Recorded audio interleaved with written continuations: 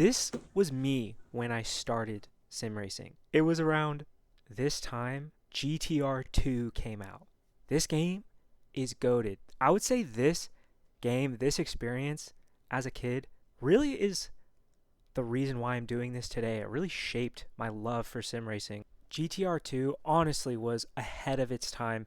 This game came out in 2006, I think, and it still remains to this day one of the most authentic, purest, immersive sim racing experiences I've ever had. I played it so much when I was a kid. I wish I had a video of me playing it then, because I was born in 2001, so I was 6 between the ages of 6 and 8. I was just young. I was young playing this game.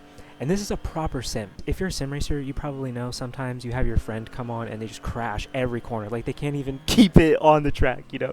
So it takes some skill and, like, competence level to be able to have fun playing something like this. I don't remember knowing anything about racing or, like, how to improve the lap time or your line or braking point.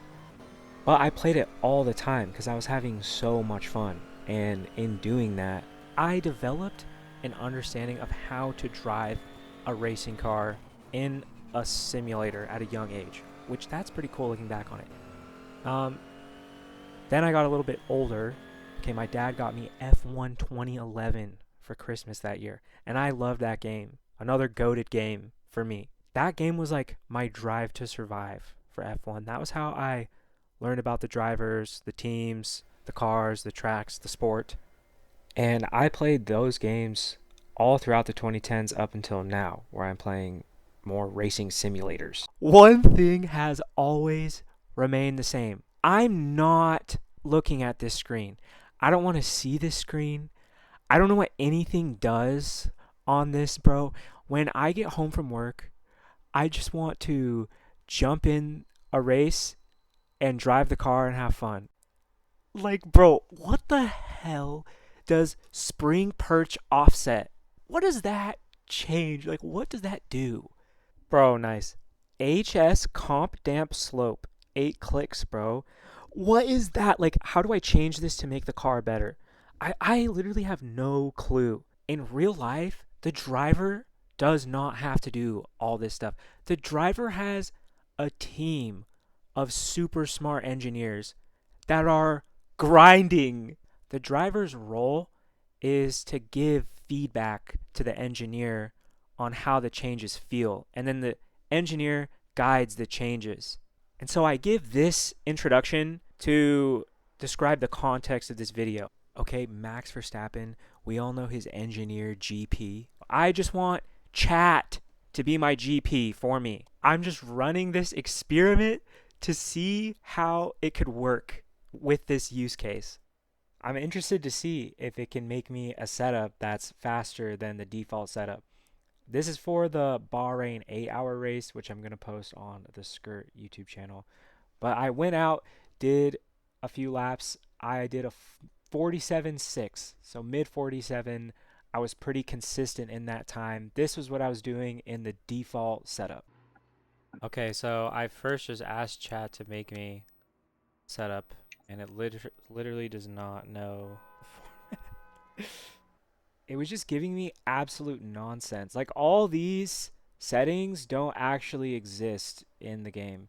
I didn't expect it to just know all the specific setup settings in this game for this car, but I wanted to see if it would ask for them or just give an answer. Because that's one thing that I think is interesting about chat is, like, sometimes it doesn't have the capability to give you an answer or an accurate, usable answer, but it knows it has this specific task that it needs to fill to give you an answer.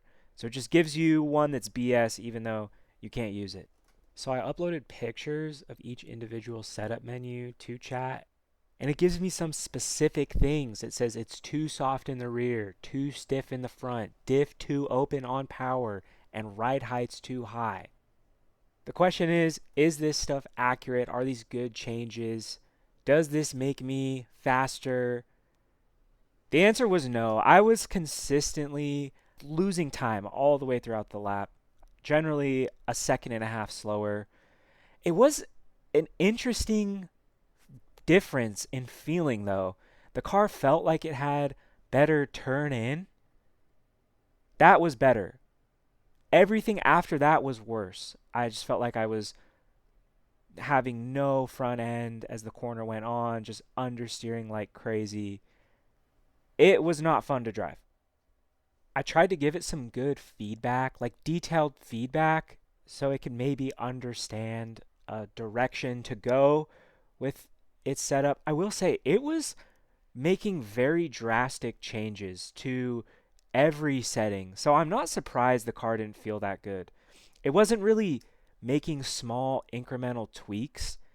It was just like completely changing the whole setup. And the default setup is not random, it's what it is for a reason.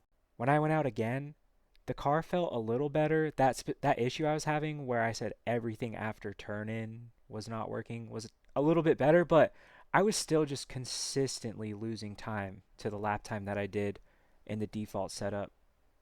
I went back and forth with it a couple more times and felt like I just kept getting the same result. It would make changes and it would keep saying, this is going to get your lap time in the 46s. This change will. But then the car just wouldn't feel good. I just would be slower than I was in the default setup, still in the 48s. I think that has to do with how Chat GPT works. Like I said, it knows it has this specific task it's trying to fill of giving you an answer to this prompt. It doesn't actually know anything about setup.